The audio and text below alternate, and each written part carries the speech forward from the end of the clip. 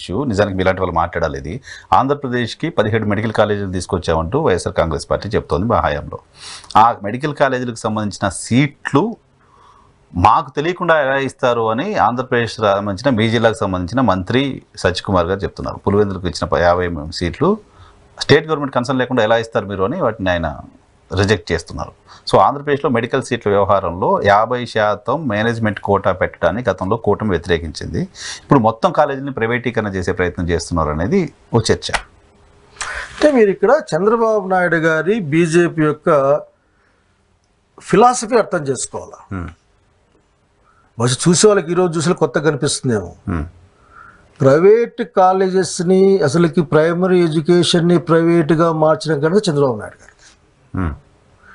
ఈ నారాయణలు చైతన్యలు అంతా వచ్చి చివరికి ఈ రోజున ఈ సిస్టమ్ ఎట్లయిపోయింది, చదువు అనేది విద్యాలయం కాకుండా అది డబ్బులు సంపాదించే మార్గంగా మారిపోయింది. క్వాలిటీ ఎడ్యుకేషన్ అంటే ఓన్లీ ప్రైవేట్ ఎడ్యుకేషన్ అనే కదా ఈరోజు తయారు చేశారు కదా.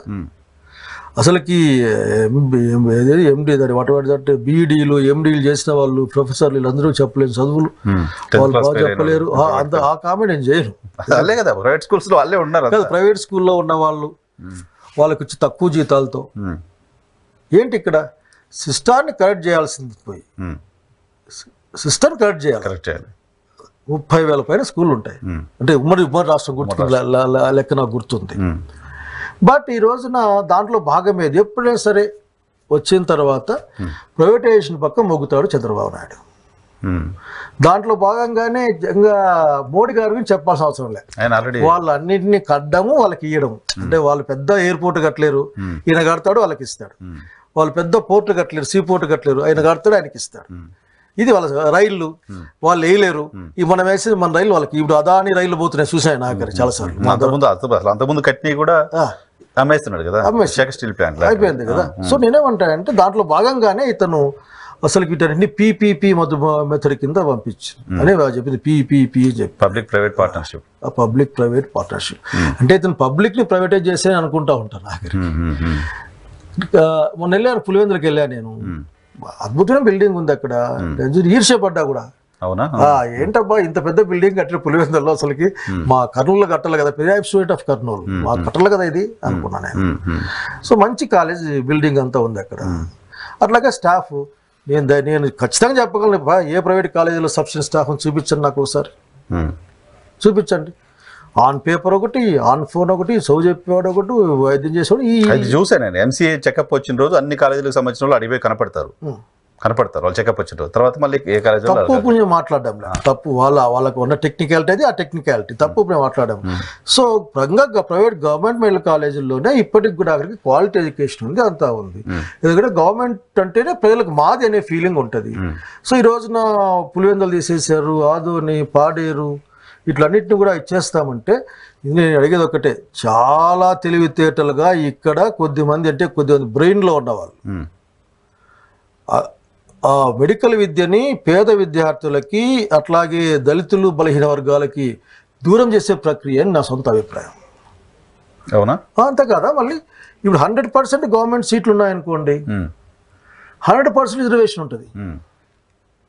100%లో బీదలు వస్తారు, ఆ శక్తి ఉంటే వస్తారు. మరి 50% మేనేజ్మెంట్ కోట. అంతే కదా. 50లో మళ్ళీ అందరు రిజర్వేషన్, ఈ 50లో అందరూ కొట్టుకోవాలి. ఈ 50లో అసలు ఎవరికి ఇయ్యడు ఆయనకు. మళ్ళీ దాన్ని ఎన్ఆర్ఐ కోట, ఎన్ఆర్ఐ సమీప బంధువుల కోట. అంటే డబ్బులు కోట తప్ప ఇంకోటి కాదు. దాంట్లో మనీ మేకింగ్ పాలసీ అంతే. దీన్ని వాళ్ళేదా వాడినామని అప్పుడు నేను కోర్టుకు వెళ్ళా. మేనేజ్మెంట్ సీట్లలో కూడా రిజర్వేషన్ పెట్టండి అని.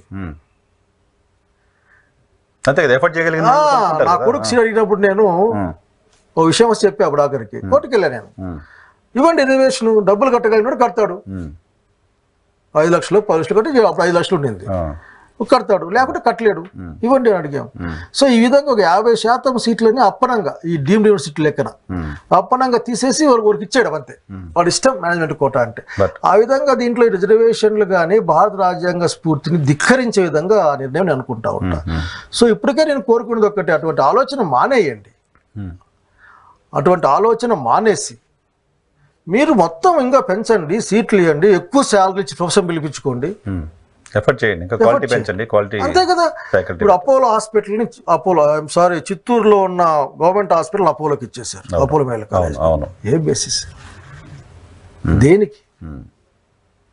కనుక ఇవన్నీ కూడా చంద్రబాబు నాయుడు యొక్క ఆలోచనలు వచ్చి పుట్టుకొచ్చింది తప్పనిస్తే ఇతను ప్రభుత్వ ప్రజల ఆస్తిని ప్రైవేట్ పరం చేసే ఆలోచన ఫస్ట్ నుంచి అతనికి ఉంది. ఎందుకంటే విద్య వైద్యం నిరంతరం ప్రవహించే వ్యవహారాలు, రెగ్యులర్ బిజినెస్ అయిపోయింది, ప్రైవేట్ బిజినెస్. బిజినెస్ పదం వాళ్ళేను కానీ నేను నిరంతరం కూడా. కనుక దీన్ని ఇక్కడ వచ్చే ఆదాయాన్ని దాన్ని కొద్ది మందికి మళ్లించే ప్రక్రియ.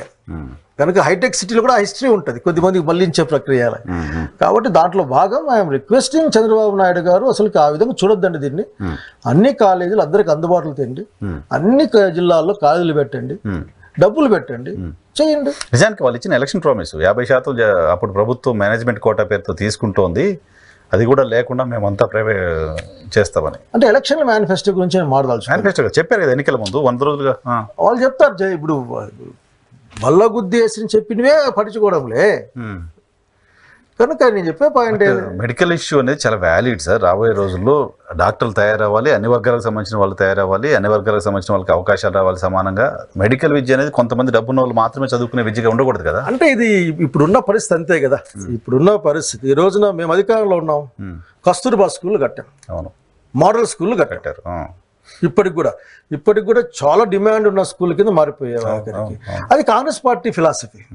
చంద్రబాబు నాయుడు గారి ఫిలాసఫీ అట్లాగే జనసేన లేకపోతే బీజేపీ ఫిలాసఫీ అన్ని పీక్కొని కొద్దిమందికి ఇచ్చేసేయడం. సేల్ అయినా పర్వాలేదు, ఇది ఇచ్చేసాం తీసుకోండి, వాడుకొని లాభం వస్తే మాకేంటి, లాభాలు చూపించే వాళ్ళు ఎవరు ఆఖరికి. అసలు మోడల్ విద్య వ్యాపారం చేయడమే రాజ్యాంగ వ్యతిరేకం కదా. విద్యను వ్యాపారంగా చూడడమే రాజ్యాంగ వ్యతిరేకం కదా ఈ దేశంలో. ప్రాఫిట్ ఓరియంటెడ్ బిజినెస్ కాదు కదా అది. అసలుకి అది తప్పు ఆలోచన. మన ఆస్తుల్ని తీసుకెళ్ళి మన అవకాశాలను తీసుకెళ్ళి ఇంకొకరికి ఇచ్చేయడం నిజంగా రిజర్వేషన్లకు కూడా రాజ్యాంగ స్ఫూర్తి కూడా విరుద్ధం. అది దాన్ని చేయకుండా చంద్రబాబు నాయుడు గారు మాట్లాడకుండా వచ్చి ప్రొఫెసర్ జగన్ రెడ్డి సౌ చెప్తాడా అవును అనే పదం విన్నా మారకూడదు. అది ఒక ఆయన దగ్గర గురించి ఏం మాట్లాడుతున్నారు మీరు? అయ్యా మేము నష్టపోతున్నాం, సీట్లు మావి. ఉదాహరణకి 1000 సీట్లు, 1000 సీట్లు 170 మంది డాక్టర్లు ఎస్సీలు వస్తారు. ఇంకో 90 మంది దాదాపు ఒక 210 మంది అంతా కలిసి వస్తారు ఎస్సీ ఎస్టీలు. మరి అంతమంది నువ్వు పోగొట్టావు కదా, సగం పోగొట్టావు కదా. ప్రతి సంవత్సరం చంద్రబాబు గారు గుర్తుకుంటే ఇంకా అసలు ఆయన ఆలోచిస్తూ ఉంటే కూడా అప్పుడు పద్మావతి మహిళా కళాశాల వచ్చింది, పద్మావతి మహిళా కాలేజ్ వచ్చింది. అప్పుడు రాయలసీమను పడుచుకోకుండా మొత్తం రాష్ట్రం అంతా ఇచ్చేస్తారు. ఇప్పుడు గొడవ పెట్టాము, ఏంటో ఇది మా రాష్ట్రంలో మాకు లేకుండా, మా ప్రాంతంలో మాకు లేకుండా. సో అది తప్పు చేస్తారు, తప్పు చేస్తూ ఉన్నారు. అది తెలియక మాత్రం కాదు, అది వాళ్ళ యొక్క భావజాలం నుంచి మాత్రమే పుట్టిన వ్యవహారాన్ని భావిస్తారు.